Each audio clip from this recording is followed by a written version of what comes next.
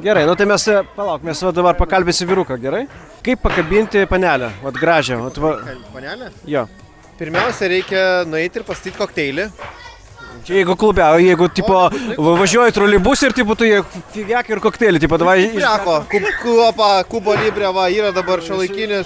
Iš plastikinio, žinai, indelio kokį nors. Na, tai yra buteliukai, yra viskas. Tai... Pagalvok, būtų keista, ne, žinai? Nu, aišku, iš vienos pusės romantiška, bet...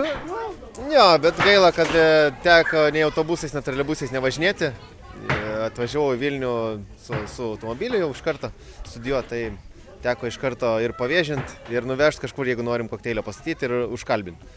Tai va, pirmiausia, sakyčiau, reikia pradėti nuo... Tipo, mašiną reikia turėti ir gėrimą. Nebūtinai, galima susitikti kažkur tai mieste, galima susitikti kavos išgerti, nebūtinai. Tai susitikti, aišku, bet vat, kaip atvaryti, nu, tipo, žinai, vat, kaip užkalbinti, kaip, vat, nu... Aš sakyčiau, reikia nuo pasiūlymo kažką tai išgerti, kavos, gėrimo, beleko, o tada natūraliai prasideda pokalbis. Atsiranda tema, kažkur nueini, pradedi bendrauti eidamas, paskui kažkokį tai galbūt parką ir taip toliau prasideda pokalbis, vienas, antras sutikimas, nu ir va, 8 metai.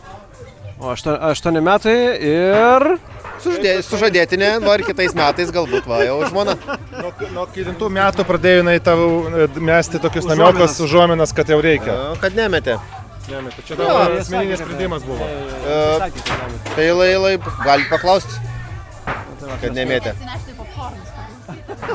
Abi versijas reikia atskirai, žinai, išgirsti. Viską žino, ten sesės, žinai. Sesės tai jas viską vieną apie kitą žino. Taro mikrofoną, tiesiog plakiai. Super, gerai.